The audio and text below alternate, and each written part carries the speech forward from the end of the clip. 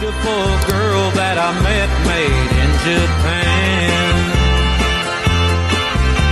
The beauty of her face was beyond my wildest dreams.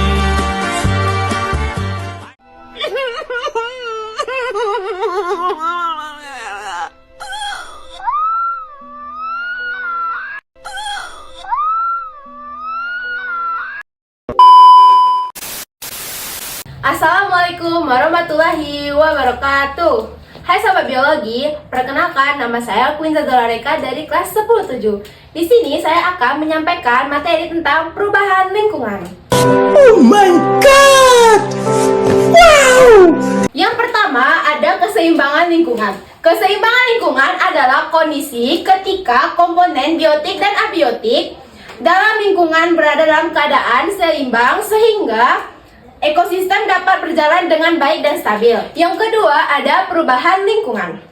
Perubahan lingkungan adalah keterganggunya keseimbangan lingkungan yang dapat disebabkan oleh dua faktor, yaitu faktor alam seperti banjir, gempa, gunung meletus, dan kekeringan. Yang kedua ada faktor manusia seperti pencemaran, penebangan hutan, dan pembuangan limbah. Yang ketiga ada pencemaran lingkungan. Pencemaran lingkungan adalah masuknya atau dimasukkannya bahan pencemaran atau polutan ke lingkungan sehingga kualitas lingkungan menurun. Lingkungan dikatakan tercemar jika kadar polutan melebihi ambang batas. Yang kedua, menyebabkan daya dukung lingkungan menurun. Yang ketiga, mengganggu kesehatan dan kehidupan makhluk hidup. Yang keempat, ada macam-macam polutan atau bahan pencemar. Yang pertama, itu ada polutan fisika. Polutan fisika adalah yang berupa benda padat atau material yang mencemari lingkungan. Contohnya, botol, kaleng, plastik. Yang kedua, ada polutan kimia.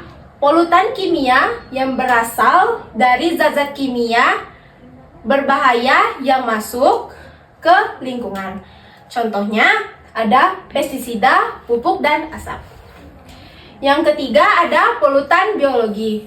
Polutan biologi adalah yang berasal dari makhluk hidup atau organisme yang dapat mencemari lingkungan. Contohnya itu ada alga, gulma, dan bakteri. Terus terdapat juga beberapa jenis pencemaran lingkungan, yaitu yang pertama ada pencemaran udara, pencemaran air, pencemaran tanah, dan pencemaran suara.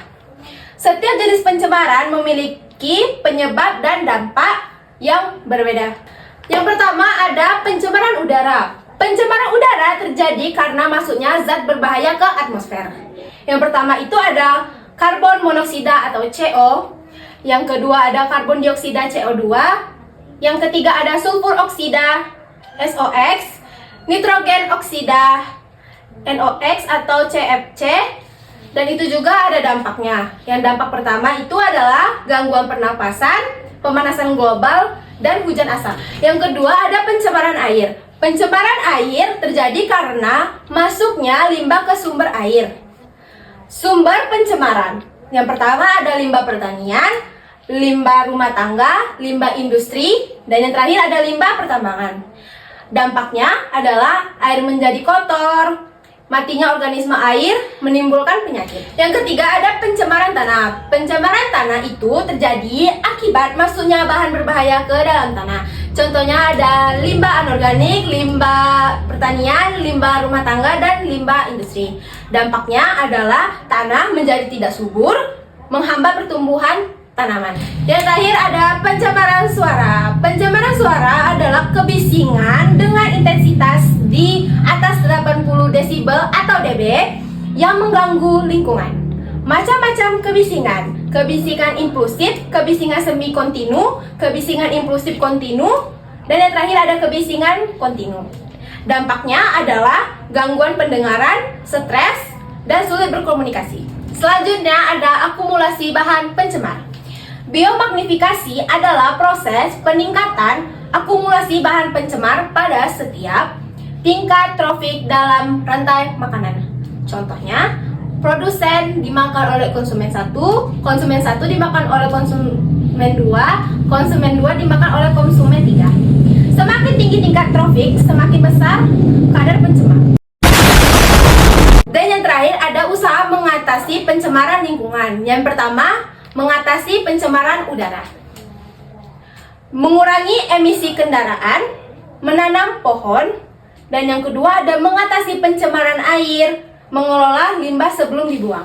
Yang ketiga ada mengatasi pencemaran tanah, menerapkan prinsip 9R. Yang pertama ada reduce, reuse, recycle, repair, refuse, redurability, replacement, reconstruction, dan recovery. Yang keempat ada mengatasi pencemaran suara, menggunakan peredam suara, mengurangi sumber kebisingan.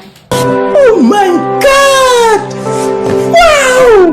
Lalu kesimpulan dari materi perubahan lingkungan ini itu adalah perubahan lingkungan dapat menyebabkan terganggunya keseimbangan ekosistem dan menimbulkan berbagai jenis pencemaran.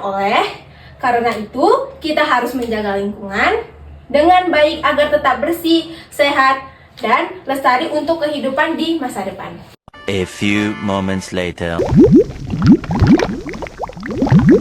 Sekian materi yang dapat saya sampaikan. Saya akhiri. Wassalamualaikum warahmatullahi wabarakatuh.